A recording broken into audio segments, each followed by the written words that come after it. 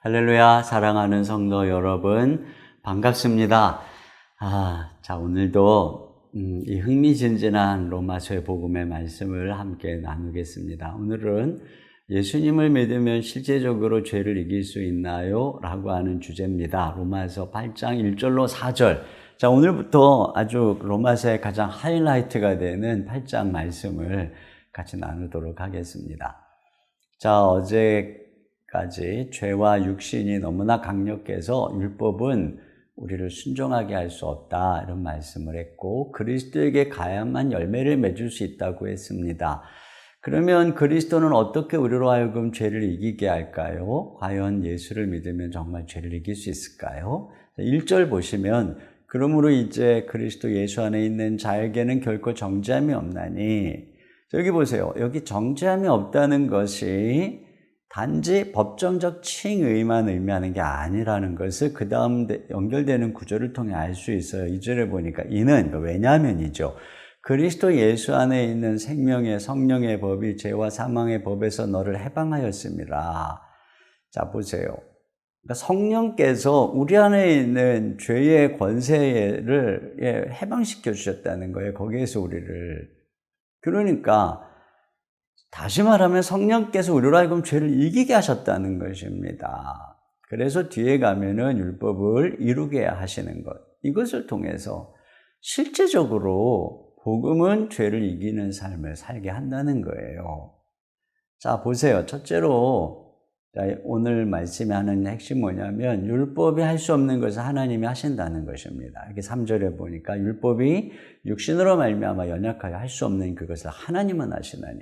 여기 연약한 건 육신이 아닙니다. 율법입니다. 율법이 누구 때문에 연약하다 그래요? 육신 때문에 연약하다는 것입니다. 율법 자체는 거룩하고 고상하고 선한데, 우리가 육신을 입고 있어서 우리를 그게 거룩하고 고상하게 만들지 못한다. 연약하다는 거예요. 마치 담임 목사인 제가 천진난만하게 뛰노는 우리 미취학 부서 가면 제가 아주 약해집니다. 어른들에게 통하던 내 언어를 이해하지 못하는 아이들 앞에서 막 진땀을 흘립니다. 이처럼 이제 율법은 선하고 고상한 하나님의 뜻이지만, 우리 육신 때문에 우리 육신이 율법을 못 알아들어요. 순종하게 만드는 일에 율법이 무력하다는 것입니다. 그런데 그 율법이 할 수 없는 것을 하나님이 하신다. 마치 제가 할 수 없는 것을 우리 미취학 부서 담당 전도사님이 할 수 있는 것처럼 하나님이 하신다는 거예요. 그럼 어떻게 우리 육신을 입은 인간이 율법이 하지 못하는 이 몸의 순종을 이루어 가실까? 두 번째로, 예수님이 죄 있는 육신의 모양으로 죄를 담당하셨다는 것입니다. 3절에 보면 곧 죄로 말미암아 자기 아들을 죄 있는 육신의 모양으로 보내요, 이렇게 되어 있어요. 죄 있는 육신의 모양이 뭘까요? 죄가 없으면 어떤 모양일까? 그걸 알려주는 것이 바로 아담, 하와예요. 그들이 죄를 짓기 전부터 있었죠. 그때 그들은 의와 거룩과 진리의 옷을 입고 하나님과 동산에서 교제하고 모든 피조물을 다스리는 만물의 영장으로서 권위와 빛남이 있었어요. 그러니까 예수님도 그처럼 완전하고 영광스러운 몸으로 오실 수 있었습니다. 그런데 죄 있는 육신의 모양으로 오셨다. 그러니까 우리랑 똑같은 육체를 입고 오셨다. 죄는 없으시지만 우리와 같은 모양으로 오셨다. 그렇게 죄 있는 육신의 모양으로 오셔서 십자가에 죽으셨다는 얘기입니다. 그 결과 여기 3절 하반절에 이게 중요한데요. 육신의 죄를 정하사 이렇게 되어 있어요. 이게 원문으로 보면은 육신 안에 있는 죄를 심판하셨다, 이런 의미입니다. 그러니까 예수님이 십자가에서 죽으신 것은 뭐냐? 죄 자체를 심판하는 십자가였다는 거예요. 여러분, 육신의 모양으로 오신 주님이 십자가에서 죽으시는 게 왜 죄를 심판하는 걸까요? 제가 그랬죠. 이 육신 안에 죄가 있다고. 이 육신은 죄의 그 내통자라고. 여러분, 어떤 권력자가 평생 오른팔같이 여기던 비서실장을, 권력자의 이 비서실장을 검찰이 추적을 해서 감옥에 집어넣는 다음에 그 칼날은 궁극적으로 권력자를 향하는 거죠. 마찬가지입니다. 육신은 평생 죄의 비서실장이었어요. 그런데 예수님의 그 육신의 모양으로 십자가에서 죽으신 사건은 바로 그 육신의 상관인 죄에 대한 심판이었다는 것입니다. 죄에 대한 정죄였다는 것입니다. 하나님 앞에서. 그러니까 예수님의 십자가로 우리 육신 안에 있는 죄가, 실제로 존재하는 그 죄가 심판받은 것입니다. 예수님을 믿는 순간에 누구든지 그 사람 몸 안에 있는 죄는 합법적 권세를 잃은 거예요. 심판받은 거예요. 여러분, 히로시마의 원폭이 터져서 일본 왕이 항복하는 순간에 대한민국에 대한 일본의 권세는 사라져 버렸어요. 더 이상 대한민국은 일제치하에 있지 않게 되는 거죠. 일본이 항복하는 순간 대한민국에서의 그들의 권세는 사라지는 것입니다. 마찬가지예요. 예수님의 십자가로 말미암아 우리 안에 있는 죄가 심판받는 순간 더 이상 이 몸은 죄의 노예가 아닌 거예요. 죄의 식민지인 육신이 아닌 거예요. 거듭난 우리에게 몸은 더 이상 죄의 식민지로서의 육신이 아니고 죄의 법을 섬기는 존재가 아니에요. 오히려 우리 몸은 그리스도의 피로 깨끗하게 씻겨졌다고 성경이 말해요. 히브리서 10장 22절에 우리가 마음의 뿌림을 받아 악한 양심으로부터 벗어나고 몸은 맑은 물로 씻음을 받았으니 이거예요. 예수님을 믿은 우리 몸의 상태가 바뀌었어요. 우리 몸은 이제 거룩한 몸이 된 거예요. 의의 몸이 된 거예요. 세 번째로 보세요. 그래서 드디어 이 거룩한 몸에 성령님이 오셨다는 것입니다. 몸의 해방군으로 말이죠. 여러분, 여전히 그래도 이 죄의 꼬박 노릇하던 육신의 습성이 우리가 남아있어요. 그래서 이 몸이 오랫동안 죄의 쓰임받던 이 습성이 말이죠. 마치 일제 38년 치하에 대한민국이 독립이 돼도 여전히 일제의 잔재와 습성이 남아있는 것처럼 죄가 심판을 받았음에도 불구하고 여전히 그리스도인 안에는 육신의 습성이 남아있어요. 그리고 해답이 뭐냐? 2절이에요. 이는 그리스도 예수 안에 있는 생명의 성령의 법이 죄와 사망의 법에서 너를 해방하였습니다. 여러분, 마치 일본이 항복하니까 연합군, 해방군이 들어와서 우리나라를 실제로 해방시켜 주듯이 하나님께서 우리에게 성령을 보내주신 것입니다. 여러분, 창세기에 보면 하나님의 아들들이 사람의 딸들과 결혼함으로 사람이 육신이 되자 하나님의 신이 떠났다 그래요. 성령이 떠났다. 창세기 6장 3절에 여호와께서 이르시되 나의 영이 영원히 사람과 함께하지 아니하리니 이는 그들이 육신이 됩니다. 그런데 예수님의 십자가로 이 육신이 된 이 죄로 물든 인간이 어떻게 됐어요? 주님의 피로 깨끗하게 돼서 의의 몸이 된 거예요. 그 결과 하나님께서 믿는 자에게 성령을 보내주신 것입니다. 이것이 바로 말세의 모든 육체에게 성령을 부어주시려는 예언의 성취입니다. 사도행전 2장 15절 이하에 때가 제 삼신이 너희 생각과 같이 사람들이 취한 것이 아니라 이는 것 선지자 요엘을 통하여 말씀하신 것이니 일렀을 때 하나님의 말씀하시기를 말세에 내가 내 영을 모든 육체에 부어주리니. 여러분, 예수님을 믿는다는 것은 이 비천한 몸에 하나님이신 성령이 거하는 어마어마한 사건입니다.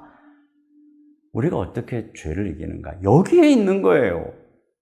바로 예수 그리스도의 십자가의 죽음으로 우리 몸 안에 죄가 심판을 받고 이 의롭게 된 이 몸 안에 성령님이 오심으로 드디어 승리가 시작된 것입니다. 그러면 어떻게 돼요? 마지막으로 성령을 따라 행하는 것이죠. 더 이상 육신을 따르지 않고 성령을 따라 행할 때 어떤 일이 일어나 율법의 요구를 이루게 된다는 것입니다. 자, 4절, 이게 중요합니다. 4절, 육신을 따르지 않고 그 영을 따라 행하는 우리에게 율법의 요구가 이루어지게 하려 하십니다. 보세요. 이게 복음이에요. 이제 우리의 몸은 어때요? 육신의 습성이 남아있다고 했어요. 자, 그래서 여전히 신자가 육신의 습성을 따르기 시작하면은 다시 죄 아래로 팔려가는 거예요. 육신의 습성을 따르는 순간에 우리를 죄 아래로 끌고 가는 거예요. 그래서 우리가 육신을 따르지 말라는 거예요. 여기 7장 14절 하반절에도 나는 육신에 속하여 죄 아래 팔렸도다. 우리가 예수님을 믿어도 육신에 속하면, 육신의 습성을 쫓아가면 죄가 팔려가요. 우범죄대에 자꾸 놀러가면 범죄자의 표적이 되는 것처럼 육신의 본성을 따라가면 죄의 표적이 되는 거예요. 그래서 그런 육신의 습성을 따라 살아가는 우리의 삶을 통해 다시 권세를 잃은 죄가 득세를 하기 시작하는 거예요. 이런 일이 신자 안에도 일어날 수 있는 것입니다. 그러므로 어떻게 되느냐? 육신을 따르지 말라는 거예요. 때때로 자꾸 육신을 추구하는 것 자체가 죄가 아닐 때도 있어요. 그러나 너무 육신적으로 즐기고 무절제하면 그것이 죄의 도구가 돼서 우리 삶을 넘어뜨리는 것입니다. 그러면 어떻게 되느냐? 그 영을 따라 행하는 우리에게라 그래서 성령을 따라야 된다는 것입니다. 여러분, 성령님이 우리 안에 오셨다고 해서 저절로 해방되는 것이 아니에요.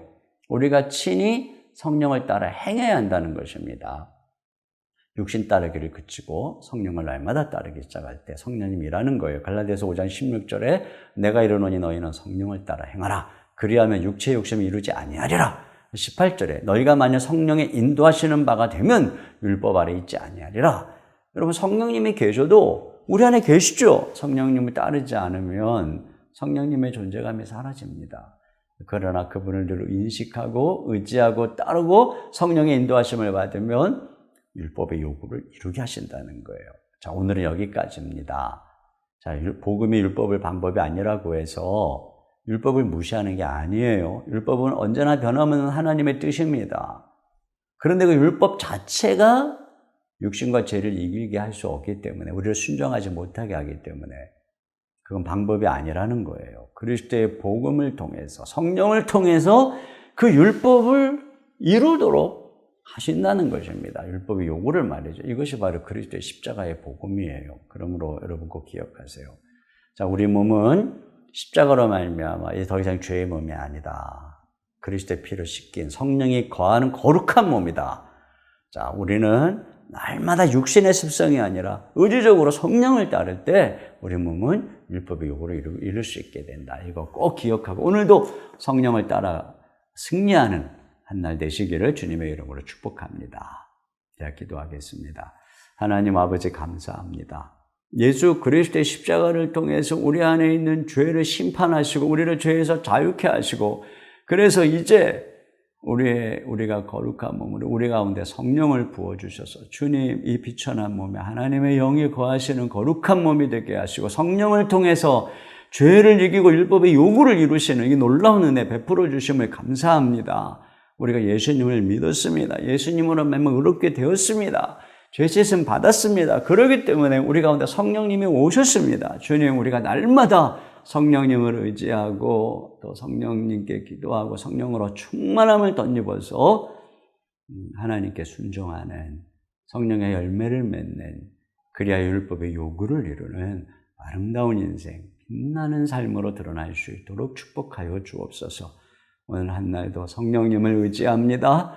성령 하나님, 우리 사랑하는 성도들의 주인이 되시고 인도자가 되셔서 죄를 이기고 시험 이기고 승리케 역사하여 주시옵고, 또 기도의 영을 부어주셔서 우리에게 기도할 것을 가르쳐 주시고, 주님, 기도할 때 주의 성령님 역사하여 주시옵소서.